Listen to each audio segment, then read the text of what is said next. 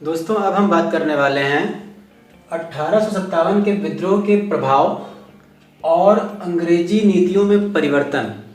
अर्थात 1857 की क्रांति चाहे सफल रही हो या असफल रही हो, ये मुद्दा तो बात का है, लेकिन इसके कारण अंग्रेज़ों की जो भारत के प्रति नीतियाँ थीं उनमें आमूलचूल बदलाव देखने को मिलता है। ऐसा क्यों हुआ, पहले इसको समझते हैं। इसके दो महत्वपूर्ण कारण हैं। पहली बात तो ये कि भारत में इतना बड़ा जन आंदोलन हुआ, इस बात को लेके पूरे विश्व समुदाय में अंग्रेज़ों की थू-थू हो रही थी। अंग्रेज विश्व समुदाय को ये जवाब नहीं दे पा रहे थे कि भारत में इतना बड़ा जन आंदोलन आखिर क्यों हो रहा है। इसके पीछे ज़रूर कहीं ना कहीं भारतीय जनता के साथ किया जाने वाला अत्याचार या शोषण है।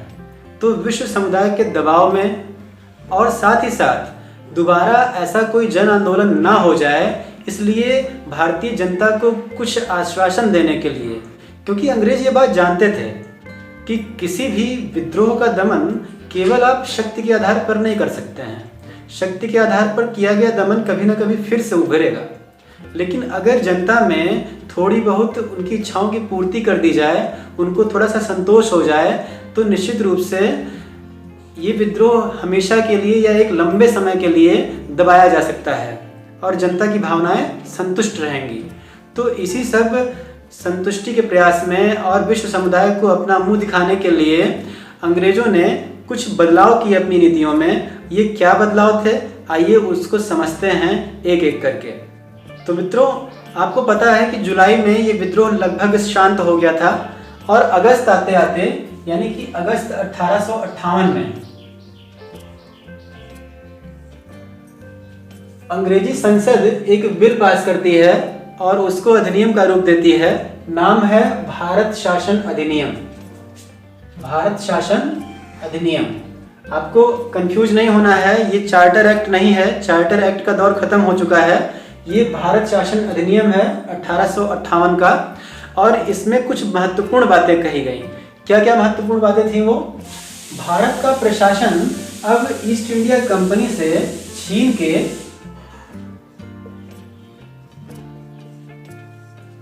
सीधे सीधे ब्रिटिश क्राउन के अधीन कर दिया गया।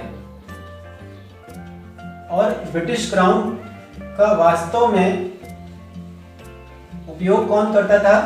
ब्रिटिश संसद, यानी कि ब्रिटेन की सरकार ने अब सीधे सीधे भारत का शासन प्रशासन अपने हाथों में ले लिया। ये सबसे बड़ी घटना रही। इसी में कुछ बातें और कही गई कि गवर्नर जनरल का पद समाप्त कर दिया जाता है। गवर्नर जनरल का पद समाप्त कर दिया गया और उनके स्थान पर एक नया पद बनाया गया, वायसराय। वायसराय का अर्थ होता है सम्राट का प्रतिनिधि। तो भारत में यहाँ से प्रश्न पूछा भी जाता है कि भारत में अंतिम गवर्नर जनरल कौन था? तो आपका उत्तर होता है लॉर्ड कैनिंग। कैनिंग उस समय थे विद्रोह के समय, और जब ये घोषणा हुई, जब ये अधिनियम आया, तब भी कैनिंग ही थे। तो भारत का अंतिम गवर्नर जनरल लॉर्ड कैनिंग। और वही कैनिंग को वहाँ यहाँ से हटाया नहीं गया, कैनिंग के पद को बदल दिया गया और उन्हीं को वायसराय बना दिया गया, यानी कि भारत के प्रथम वायसराय भी कैनिंग हो गए। अब जब पूरा भारतीय प्रशासनिक ढांचा ही बदलना था, तो उसकी शुरुआत ऊपर से ही करनी थी। तो इसलिए इन्होंने भारत के लिए एक राज्य सचिव यानी कि secretary of state for India का नया पद सृजित किया। और वास्तव में ये नया पद किसके लिए था?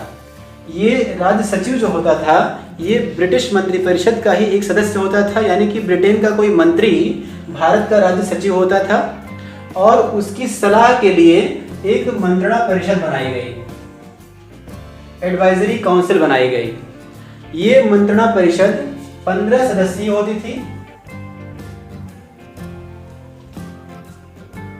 इसमें से 8 सदस्य सरकार द्वारा चुने जाते थे, जबकि 7 सदस्य ईस्ट इंडिया कंपनी के बोर्ड ऑफ डायरेक्टर्स से चुने जाते थे। इस प्रकार मंत्रणा परिषद में अभी भी ईस्ट इंडिया कंपनी का प्रभाव बरकरार रखा गया। और ये कुल मिला के 15 सदस्यीय मंत्रणा परिषद होती थी। ये राज्य सचिव को सलाह तो देती थी, लेकिन राज्य सचिव इनकी नियुक्ति अपने हिसाब से नहीं कर सकता था, बल्कि इनकी नियुक्ति ब्रिटिश संसद करती थी। आगे बात करते हैं दूसरे पॉइंट की, महारानी का घोषणा पत्र। महारानी विक्टोरिया ने एक घोषणा पत्र जारी किया और उस घोषणा पत्र को इलाहाबाद में सबसे पहले 1 नवंबर, ये सब बातें इंपॉर्टेंट हैं, 1858 को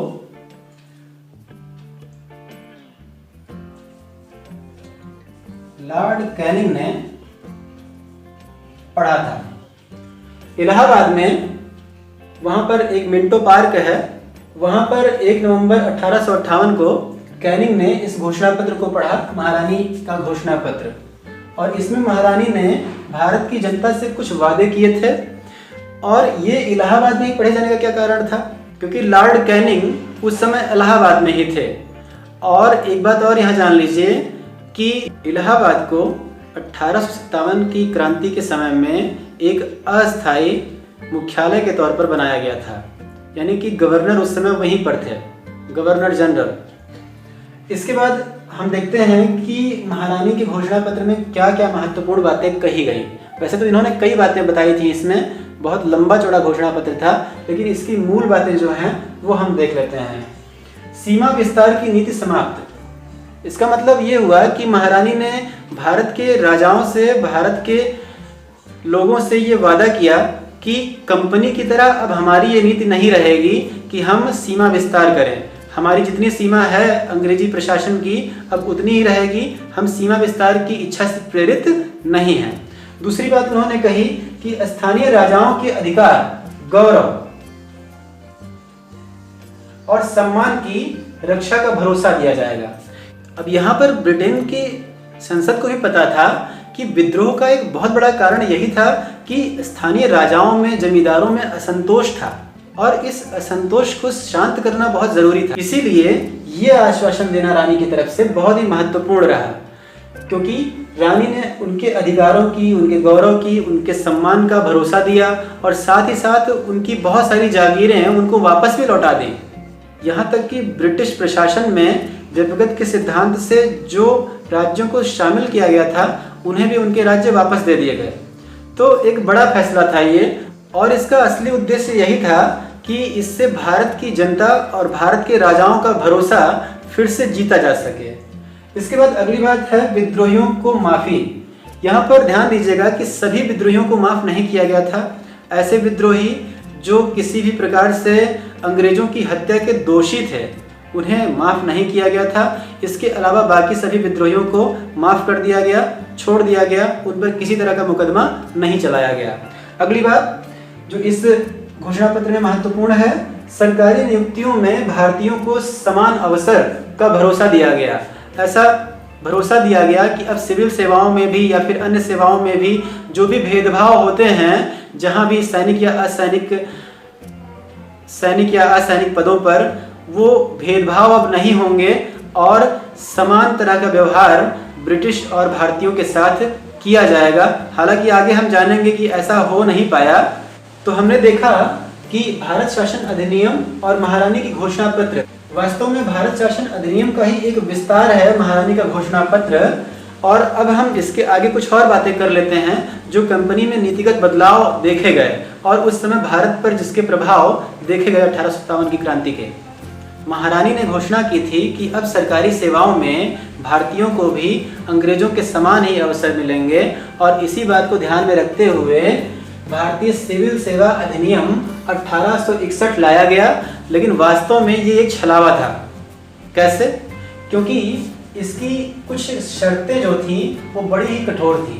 पहली शर्त तो इसकी ये थी कि इसमें आयु की बाध्यता थी कि सिविल सेवा का अभ्यर्थी केवल 23 वर्ष का होना चाहिए, उससे कम आयु का होना चाहिए।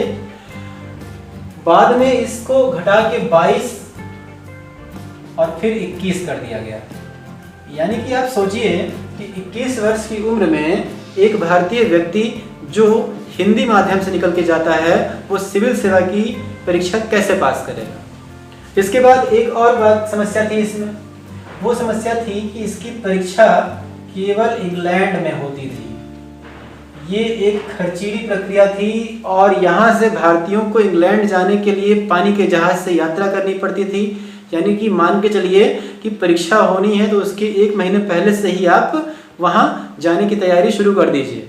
तो ये एक बेहद जटिल प्रक्रिया बना दी गई थी, इसलिए महारानी की घोषणा के हिसाब से काम तो कर दिया गया, कानून तो बना दिए गए, लेकिन उसका लाभ उठाना भारतीयों के लिए बहुत ही चुनौतीपूर्ण रहा।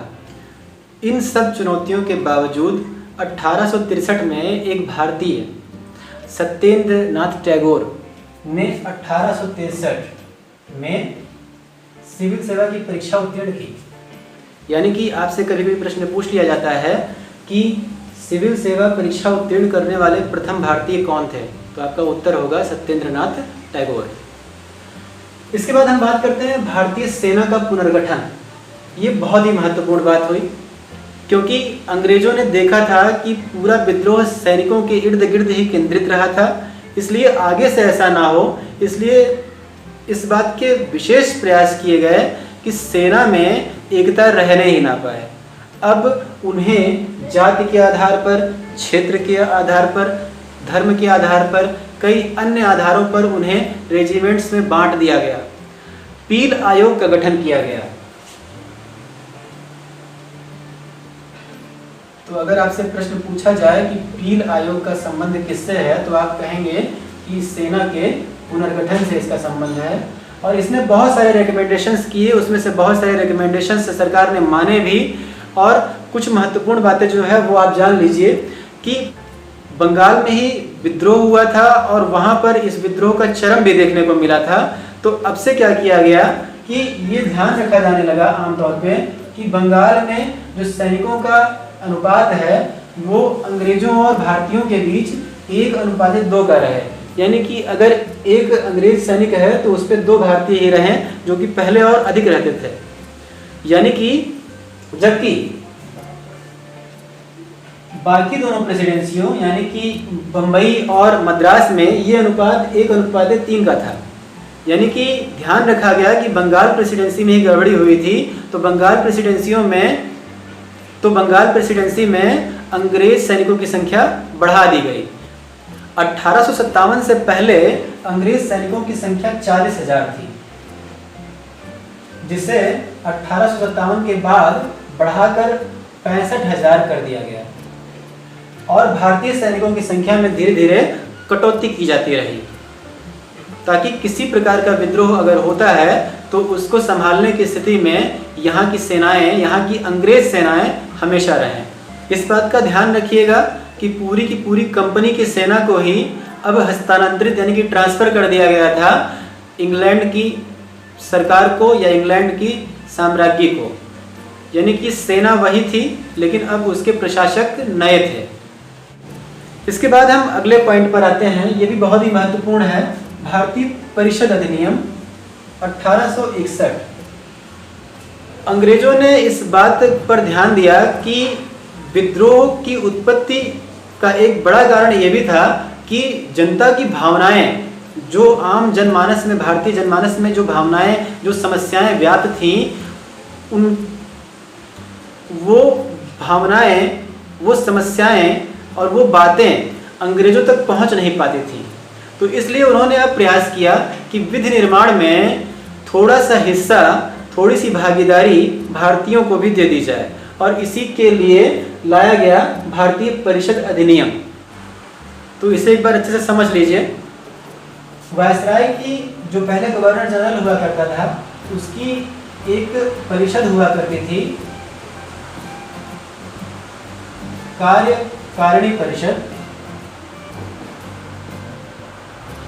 जो शासन संचालन में वायसराय को सहयोग देती थी और उनको सलाह देती थी।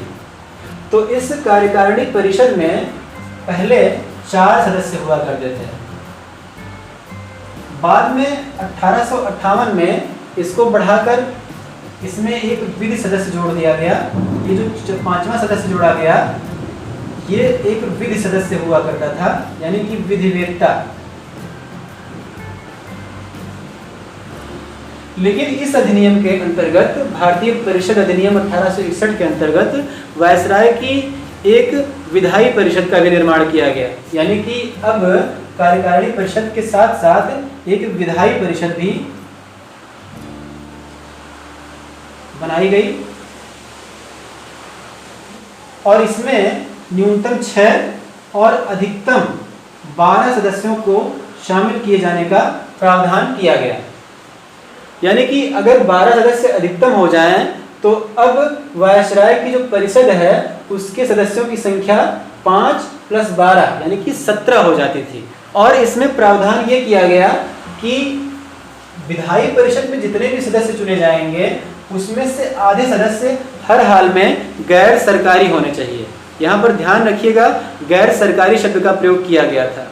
लेकिन अगर हम उसे भारतीय मान भी लेते हैं तो भी अंग्रेजों का ये छलावा भर था, क्योंकि आमतौर पे इसकी नियुक्ति का अधिकार अंग्रेजों ने अपने पास सुरक्षित रखा था। विधायी परिषद में प्रायः ऐसे व्यक्तियों को शामिल किया जाता था जो अंग्रेजों के चाटुकार थे या उनके सहयोगी थे या जिनसे अंग्रेजों की अच्छी खासी पटती थी। तो कुल मिला के हम समझ सकते हैं कि भारतीय परिषद अधिनियम 1861 में भारतीयों को पहली बार विधायी कार्यों में भागीदार बनाया तो गया, लेकिन ये भी अपने आप में छलावा ही प्रतीत हो रहा था। इसके बाद हम बात करते हैं श्वेत व्यक्ति का बोझ जैसे दर्शन का प्रचार प्रसार। अंग्रेजों ने बड़ी चतुराई से एक मनोवैज्ञानिक तरीका इजाद किया भारतीयों पर शासन करने का और दुनिया को यह जताने का कि हम भारत में हैं तो सही हैं, इसके पीछे हमारा लॉजिक है। उन्होंने ये बताया भारतीयों को भी, दुनिया को भी, अखबारों के माध्यम से, कार्टून्स के माध्यम से, तमाम संचार साधनों के माध्यम से उन्होंने ये प्रचारित किया कि भारतीय अभी बहुत कुछ सभ्यता से दूर है, उन्हें बहुत सभ्य बनाना है, अभी वो पिछड़े हुए हैं और हम अंग्रेज बहुत ही सभ्य हैं और हम इस जिम्मेदारी को वहन कर रहे हैं कि हम भारतीयों को सभ्य बनाएंगे।